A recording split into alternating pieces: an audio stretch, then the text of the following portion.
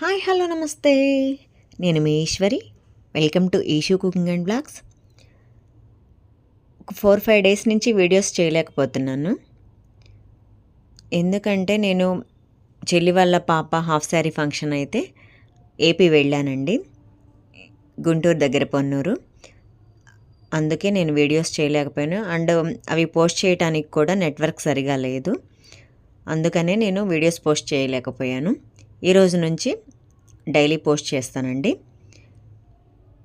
అందులో భాగంగా ఫంక్షన్కి బూందీ ప్యాకింగ్ చేస్తున్నామండి.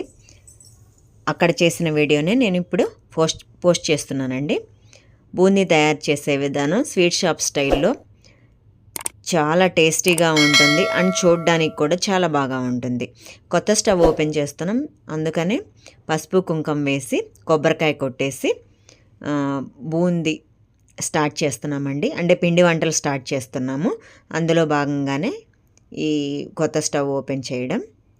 దీని తర్వాత మనం వీడియోలోకి వెళ్ళిపోదాం. ఫస్ట్ ఒక మిక్సింగ్ బౌల్ తీసుకొని ఒక 1/2 kg రైస్ ఫ్లోరు, ఒక 1/2 kg బేసన్ ఫ్లోరు,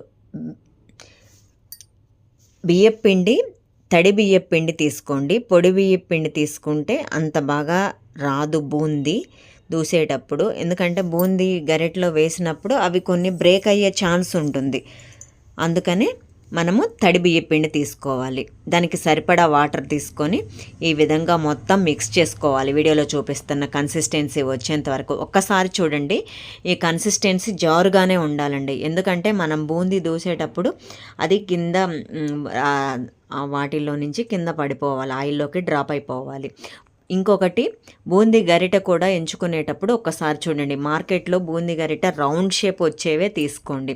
అన్నీ వస్తాయి, దూయటానికి వస్తాయి, కానీ బూందీ వేసేటప్పుడు కానీ రౌండ్ షేప్ రావు, కొన్ని కొంచెం తోకల్లాగా అలా వస్తూ ఉంటాయి. ఒక్కసారి చూడండి. మీరు కొనుక్కునేటప్పుడే బూందీ గరిటెలు చూసుకొని కొనుక్కోండి.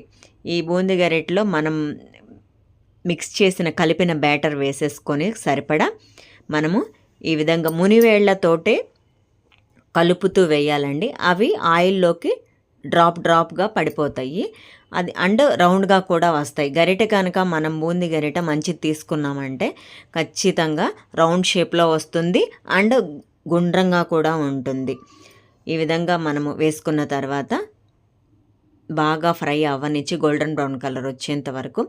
ఇక్కడ మనకి ఫ్రై అయినవని ఎలా తెలుస్తుందంటే ఉడుకు ఆగిపోతుంది. చూడండి వీడియోలో ఉడుకు ఆగిపోయింది, అక్కడ బుడగల్లాగా వస్తాయి, అది ఆగిపోతుంది, ఉడకటం ఆగిపోతుంది. ఇప్పుడు మన బూందీ రెడీ అండి.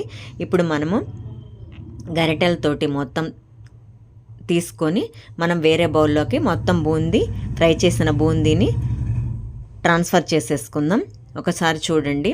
అండ్ కలర్ కూడా వస్తుందండి, మీరు గమనించండి.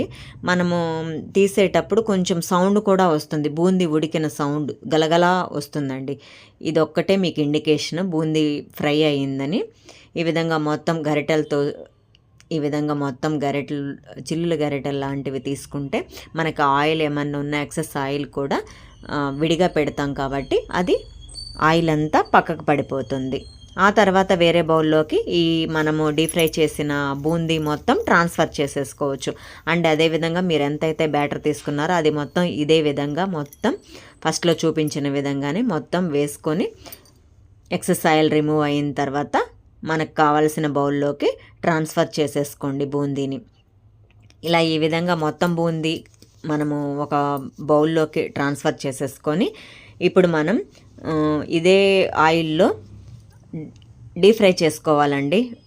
పల్లీలు, కర్రీ లీవ్స్, కొంచెం సాల్ట్ యాడ్ చేసేసుకొని, కొంచెం కారం కూడా యాడ్ చేసేసుకొని, బూందీ బిస్కెట్స్ ఉంటాయి అవి కూడా డీప్ ఫ్రై చేసేసుకొని మొత్తం ఈ విధంగా మొత్తం మిక్స్ చేసేసుకోవాలి. ఈ బూందీలో మొత్తం వేసేసుకొని కొంచెం రోస్టెడ్ జీలకర్ర పౌడర్ కూడా యాడ్ చేసేసుకొని కలుపుకోవాలి. పల్లీలు, బిస్కెట్స్లు ఇవన్నీ వేయించిన క్లిప్పింగ్ మిస్ అయిందండి. అండ్ నా రెసిపీస్ కనుక మీకు నచ్చినట్లయితే లైక్ చేయండి, షేర్ చేయండి,